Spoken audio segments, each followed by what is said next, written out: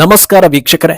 ಒಂದು ಕಡೆ ಕರ್ನಾಟಕ ಕಾಂಗ್ರೆಸ್ನ ಆಂತರಿಕ ಸಮಸ್ಯೆಗಳಿಗೆ ಕೊನೆ ಇಲ್ಲದಂತಾಗಿದ್ರೆ, ಇನ್ನೊಂದು ಕಡೆ ಈ ಅತಂತ್ರ ಸ್ಥಿತಿ ಹೊತ್ತಲ್ಲಿ ವಿಶೇಷ ಸರ್ವೆಗಳು ನಡೆದಿವೆ.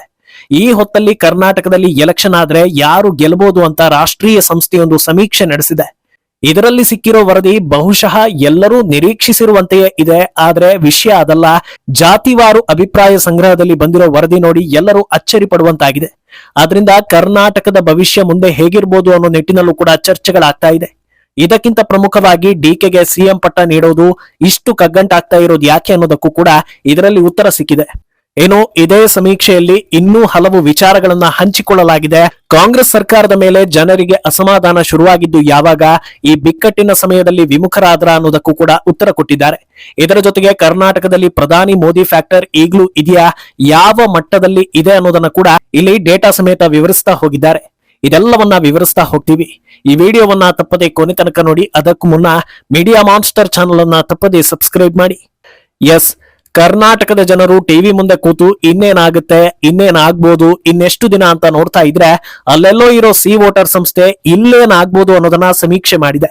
ಸದ್ಯದ ಮಟ್ಟಿಗೆ ಡಿಕೆ ಶಿವಕುಮಾರ್ ರೆಬೆಲ್ ಆಗೋ ಎಲ್ಲಾ ಲಕ್ಷಣಗಳು ಕಾಣಿಸ್ತಾ ಇದ್ದು, ಅವರ ಕಡೆಯಿಂದ ಬರ್ತಾ ಇರೋ ಹೇಳಿಕೆಗಳು ಬಹುಶಃ ಹೈಕಮಾಂಡ್ ಸಮಸ್ಯೆ ಇತ್ಯರ್ಥ ಮಾಡೋದಕ್ಕೆ ಅಥವಾ ನಾಯಕತ್ವ ಬದಲಾವಣೆಗೆ ಹೆಚ್ಚು ಮನಸ್ಸು ಮಾಡ್ತಾ ಇಲ್ಲ ಅಂತ ಅನ್ನಿಸ್ತಾ ಇದೆ.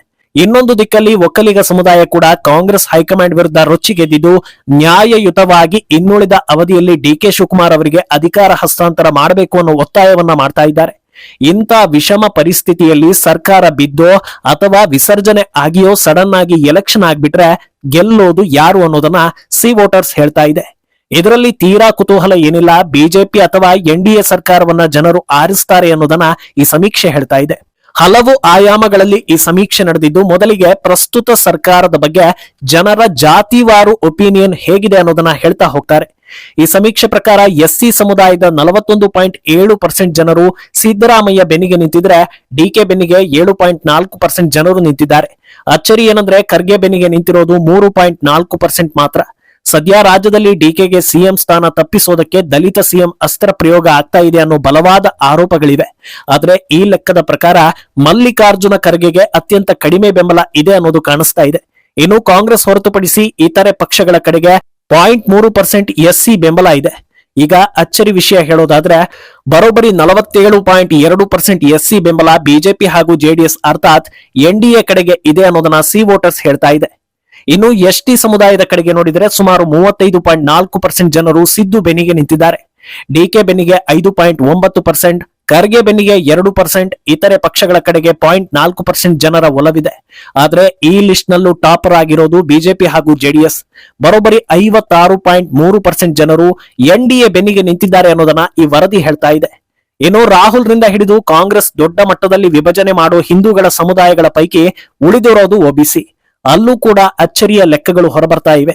ಸಿದ್ದು ಬೆನ್ನಿಗೆ 33.3% ಒಬಿಸಿ ಸಮುದಾಯ ನಿಂತಿದ್ರೆ, ಡಿಕೆ ಬೆನ್ನಿಗೆ 6%, ಖರ್ಗೆ ಬೆನ್ನಿಗೆ 0.6%, ಇತರೆ 0.8% ಹಾಗೂ ಬಿಜೆಪಿ ಅಥವಾ ಜೆಡಿಎಸ್ ಬೆನ್ನಿಗೆ ಬರೋಬ್ಬರಿ 59.3% ಒಬಿಸಿ ಬೆಂಬಲ ಇದೆ ಅನ್ನೋದನ್ನ ಈ ಸರ್ವೆ ಹೇಳ್ತಾ ಇದೆ. ಅಲ್ಲಿಗೆ ಪ್ರಸ್ತುತ ಪರಿಸ್ಥಿತಿಯಲ್ಲಿ ಅಹಿಂದ ಅನ್ನೋದು ಒಂದು ಹಂತದಲ್ಲಿ ಸಿದ್ದರಾಮಯ್ಯಗೆ ವರ್ಕ್ ಆದ್ರೂ ಇಡೀ ಕಾಂಗ್ರೆಸ್ಗೆ ವರ್ಕ್ ಆಗೋದಿಲ್ಲ. ಅಹಿಂದವನ್ನ ಎನ್ಡಿಎ ಓವರ್ಟೇಕ್ ಮಾಡಿರೋದು ಕಾಣಿಸ್ತಾ ಇದೆ. ಇನ್ನು ಮೇಲ್ವರ್ಗದವರ ಲೆಕ್ಕ ನೋಡ್ತಾ ಹೋದ್ರೆ ಸಹಜವಾಗಿಯೇ ಇವರು ಕಾಂಗ್ರೆಸ್ ವಿರುದ್ಧವಾಗಿರ್ತಾರೆ ಅನ್ನೋದನ್ನ ಊಹಿಸಬಹುದು. ಅದರಂತೆಯೇ ಸಿದ್ದರಾಮಯ್ಯ ಬೆನ್ನಿಗೆ 23.9% ಜನರು ನಿಂತಿದ್ರೆ, ಡಿಕೆ ಬೆನ್ನಿಗೆ 5.9%, ಖರ್ಗೆ ಬೆನ್ನಿಗೆ 0.7% ಹಾಗೂ ಇತರೆ 1%. ಈ ಲಿಸ್ಟ್ ನಲ್ಲೂ ಟೇಬಲ್ ಟಾಪರ್ ಆಗಿರೋ ಬಿಜೆಪಿ ಮಿತ್ರ ಪಕ್ಷಗಳ ಬೆನ್ನಿಗೆ ನಿಂತಿರೋ ಮೇಲ್ವರ್ಗದವರ ಲೆಕ್ಕ ಬರೋಬ್ಬರಿ 68.5%. ಈ ಡೇಟಾವನ್ನ ನೋಡಿದ್ರೆ ಈಗ ಎಲೆಕ್ಷನ್ ನಡೀತು ಅಂದ್ರೆ ಖಂಡಿತವಾಗಿ ಕಾಂಗ್ರೆಸ್ಗೆ ಹೀನಾಯ ಸೋಲಾಗುತ್ತೆ ಅನ್ನೋದು ಕಾಣಿಸ್ತಾ ಇದೆ. ಆದ್ರೆ ಈ ಲೆಕ್ಕಾಚಾರ ಇಲ್ಲಿಗೆ ಮುಗಿಯೋದಿಲ್ಲ.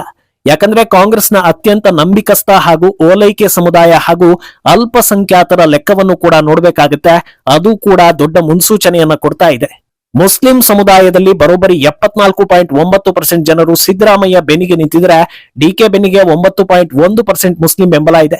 ಖರ್ಗೆಗೆ 1.1%, ಇತರೆ ಪಕ್ಷಗಳಿಗೆ 0.1% ಬೆಂಬಲ ಇದ್ರೆ, ಬಿಜೆಪಿ ಹಾಗೂ ಜೆಡಿಎಸ್ಗೆ ಸುಮಾರು 14.8% ಮುಸ್ಲಿಂ ಸಮುದಾಯದ ಬೆಂಬಲ ಇದೆ. ಏನು ಕ್ರಿಶ್ಚಿಯನ್ ಸಮುದಾಯದ ಕಡೆ ನೋಡಿದ್ರೆ ಸಿದ್ದರಾಮಯ್ಯ ಬೆನ್ನಿಗೆ 62.8% ಜನರು ನಿಂತಿದ್ರೆ, ಡಿಕೆ ಶಿವಕುಮಾರ್ ಬೆನ್ನಿಗೆ 18.4% ಜನರು ನಿಂತಿದ್ದಾರೆ. ಖರ್ಗೆ ಬೆನ್ನಿಗೆ 1.2% ಹಾಗೂ ಬಿಜೆಪಿ ಮತ್ತು ಜೆಡಿಎಸ್ಗೆ ಸುಮಾರು 17.6% ಕ್ರೈಸ್ತ ಸಮುದಾಯದ ಬೆಂಬಲ ಇದೆ ಅನ್ನೋದನ್ನ ಈ ಸಮೀಕ್ಷೆಯ ಡೇಟಾ ಹೇಳ್ತಾ ಇದೆ. ಏನು ಇತರೆ ನೋಡಿದ್ರೆ ಸಿದ್ದರಾಮಯ್ಯ ಬೆನ್ನಿಗೆ 14.2%, ಡಿಕೆ ಬೆನ್ನಿಗೆ 8.9%, ಖರ್ಗೆಗೆ 0.7%, ಇತರೆ 0.7% ಹಾಗೂ ಎನ್ಡಿಎಗೆ ಬರೋಬ್ಬರಿ 75.5% ಬೆಂಬಲ ಇದೆ ಅನ್ನೋದನ್ನ ಡೇಟಾಗಳು ತೋರಿಸ್ತಾ ಇವೆ. ಅಲ್ಲಿಗೆ ಯಾವ ಆಯಾಮದಲ್ಲೂ ಕೂಡ ಸದ್ಯದ ಪರಿಸ್ಥಿತಿಯಲ್ಲಿ ಎನ್ಡಿಎಗೆ ಸಿಂಗಲ್ ಡಿಜಿಟ್ ಇಲ್ಲ ಅನ್ನೋದು ಗೊತ್ತಾಗ್ತಾ ಇದೆ. ಈ ಇಷ್ಟು ಸಮುದಾಯದವರ ಲೆಕ್ಕದಲ್ಲಿ ಬಿಜೆಪಿ ಮುಂದಿದೆ ಅನ್ನೋದನ್ನ ನೋಡಿದ್ರಿ. ಆದ್ರೆ ಇಲ್ಲಿ ಗಮನಿಸಬೇಕಾಗಿರೋ ಇನ್ನೊಂದು ಪ್ರಮುಖ ಅಂಶ ಏನಂದ್ರೆ ಕಾಂಗ್ರೆಸ್ ಒಳಗೆ ದೊಡ್ಡ ಮಟ್ಟದ ಬೆಂಬಲ ಇರೋದೇ ಸಿದ್ದರಾಮಯ್ಯಗೆ ಮಾತ್ರ ಅನ್ನೋದನ್ನ ಈ ಸಮೀಕ್ಷೆ ಹೇಳ್ತಾ ಇರೋದು. ಸಮುದಾಯವಾರು ಲೆಕ್ಕದಲ್ಲಿ ಫೈಟ್ ಇರೋದೇ ಬಿಜೆಪಿ ಹಾಗೂ ಸಿದ್ದರಾಮಯ್ಯ ನಡುವೆ. ಹೆಚ್ಚಿರಲಿ ಅಥವಾ ಕಡಿಮೆ ಇರಲಿ ಕಾಂಗ್ರೆಸ್ ಒಳಗೆ ದೊಡ್ಡ ಮಟ್ಟದ ಬೆಂಬಲ ಇರೋದು ಸಿದ್ದರಾಮಯ್ಯಗೆ ಅನ್ನೋದನ್ನ ಈ ಡೇಟಾ ಹೇಳ್ತಾ ಇದೆ. ಇನ್ನು ಅಚ್ಚರಿ ವಿಷಯ ಏನಂದ್ರೆ ಒಂದು ಹಂತದಲ್ಲಿ ಡಿಕೆಗೆ ಸ್ವಲ್ಪ ಬೆಂಬಲ ಇರಬಹುದು, ಆದ್ರೆ ಖರ್ಗೆ ಆಗಲಿ ಅಥವಾ ಅವರ ಪುತ್ರ ಆಗಲಿ ಕರ್ನಾಟಕದಲ್ಲಿ ಅಂತ ಪ್ರಭಾವಿ ನಾಯಕ ಅಲ್ಲ ಅನ್ನೋದು ಕೂಡ ಕಾಣಿಸ್ತಾ ಇದೆ. ಈಗ ಯಾಕೆ ಡಿಕೆಗೆ ಅಧಿಕಾರ ನೀಡೋದಕ್ಕೆ ಹೈಕಮಾಂಡ್ ಯೋಚಿಸ್ತಾ ಇದೆ ಅನ್ನೋದಕ್ಕೆ ಉತ್ತರ ಸಿಕ್ಕಂತಾಗಿದೆ.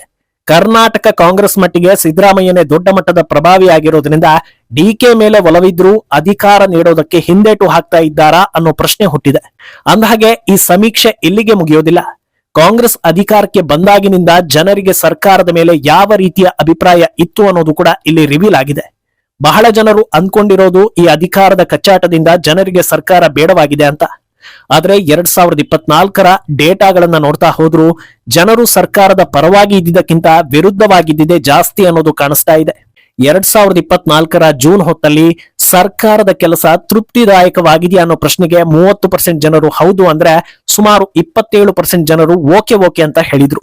ಆದ್ರೆ ಸರ್ಕಾರ ಚೆನ್ನಾಗಿಲ್ಲ ಅಂತ ಹೇಳಿದವರ ಸಂಖ್ಯೆ 39% ಇತ್ತು. ಅದಾದ ನಂತರವೂ ಅದೇ ಅವರೇಜ್ ಮೇಂಟೈನ್ ಆಗ್ತಾ ಬಂದಿದ್ದು ಈಗ ಅಂದ್ರೆ 2025ರ ನವೆಂಬರ್ ನಲ್ಲಿ ಸರ್ಕಾರದ ಪರವಾಗಿ ಇರುವವರ ಸಂಖ್ಯೆ 26.9%ಗೆ ಬಂದಿದ್ರೆ ಓಕೆ ಎನ್ನುವವರು 28.9% ಹಾಗೂ ತೃಪ್ತಿದಾಯಕವಾಗಿಲ್ಲ ಎನ್ನುವವರ ಸಂಖ್ಯೆ 42% ಇದೆ ಅನ್ನೋದನ್ನ ಸರ್ವೆ ಹೇಳ್ತಾ ಇದೆ. ಇನ್ನು ಇದರ ಜೊತೆಗೆ ದೇಶದ ಬಹುತೇಕ ಎಲ್ಲಾ ರಾಜ್ಯಗಳಲ್ಲೂ ಸದ್ಯದ ಮಟ್ಟಿಗೆ ಮೋದಿ ಫ್ಯಾಕ್ಟರ್ ಅನ್ನೋದನ್ನ ಲೆಕ್ಕಕ್ಕೆ ಹಿಡಿತಾರೆ. ಕರ್ನಾಟಕದಲ್ಲೂ ಕೂಡ ಮೋದಿ ಫ್ಯಾಕ್ಟರ್ ಹೇಗಿದೆ ಅನ್ನೋದನ್ನ ಸಮೀಕ್ಷೆ ಮಾಡ್ತಾನೆ ಬಂದಿದ್ದಾರೆ. 2024ರ ಜೂನ್ ಅಂದ್ರೆ ಲೋಕಸಭಾ ಎಲೆಕ್ಷನ್ ರಿಸಲ್ಟ್ ಬಂದ ಸಮಯ ಕರ್ನಾಟಕದಲ್ಲಿ ಕಾಂಗ್ರೆಸ್ ಸರ್ಕಾರ ಅಧಿಕಾರದಲ್ಲಿ ಇದ್ದಾಗ ಮೋದಿ ಆಡಳಿತ ತೃಪ್ತಿದಾಯಕವಾಗಿದೆ ಅಂತ ಅಭಿಪ್ರಾಯ ಪಟ್ಟಿದ್ದವರ ಸಂಖ್ಯೆ 59.6% ಇತ್ತು. ಓಕೆ ಎನ್ನುವವರ ಸಂಖ್ಯೆ 19.9% ಇತ್ತು. ಮೋದಿ ಆಡಳಿತ ನಮಗೆ ತೃಪ್ತಿದಾಯಕವಾಗಿಲ್ಲ ಅಂತ ಹೇಳುವವರ ಸಂಖ್ಯೆ 19.4% ಇತ್ತು. ಅಲ್ಲಿಂದ ಇಲ್ಲಿಯ ತನಕ ಇದೇ ಅವರೇಜ್ ಮೇಂಟೈನ್ ಆಗ್ತಾ ಬಂದಿದ್ದು ಈಗ ಅಂದ್ರೆ 2025ರ ನವೆಂಬರ್ ನಲ್ಲಿ ಸುಮಾರು 58.4% ಜನರು ಮೋದಿ ಆಡಳಿತ ನಮಗೆ ತೃಪ್ತಿದಾಯಕವಾಗಿದೆ ಅಂತ ಹೇಳ್ತಾ ಇದ್ರೆ ಓಕೆ ಎನ್ನುವವರ ಲೆಕ್ಕ 22.3% ಇದೆ. ಚೆನ್ನಾಗಿಲ್ಲ ಎನ್ನುವವರ ಲೆಕ್ಕ 17.5% ಇದೆ. ಅಲ್ಲಿಗೆ ಕರ್ನಾಟಕದಲ್ಲಿ ಮೋದಿ ಅಲೆ ದೊಡ್ಡ ಮಟ್ಟದಲ್ಲಿ ಇಂಪ್ಯಾಕ್ಟ್ ಮಾಡುತ್ತೆ ಅನ್ನೋದು ಕಾಣಿಸ್ತಾ ಇದೆ. ಒಟ್ನಲ್ಲಿ ಸದ್ಯ ಎದ್ದಿರೋ ಅಸಮಾಧಾನ, ನಾಯಕತ್ವ ಬದಲಾವಣೆ ಜಟಾಪಟಿ ಎಲ್ಲಿಗೆ ಹೋಗಿ ಮುಟ್ಟಲಿದೆಯೋ ಗೊತ್ತಿಲ್ಲ. ಆದ್ರೆ ಡಿಕೆ ಬರಲಿ ಅಥವಾ ಸಿದ್ದರಾಮಯ್ಯನೇ ಇರಲಿ ಸದ್ಯದ ಮಟ್ಟಿಗೆ ಜನರು ಸರ್ಕಾರದಿಂದ ವಿಮುಖರಾಗಿದ್ದಾರೆ ಅನ್ನೋದು ಕ್ಲಿಯರ್ ಆಗ್ತಾ ಇದೆ. ಈಗ ಎಲ್ಲರ ಚಿತ್ತ ಡಿಕೆ ಮುಂದಿನ ನಡೆಯತ್ತ ನೆಟ್ಟಿದ್ದು ಮುಂದೇನಾಗುತ್ತೆ ಅನ್ನೋದನ್ನ ಕಾದು ನೋಡ್ಬೇಕು. ಈ ಬಗ್ಗೆ ನಿಮ್ಮ ಅಭಿಪ್ರಾಯವನ್ನ ತಪ್ಪದೆ ಕಮೆಂಟ್ ಮೂಲಕ ತಿಳಿಸಿ.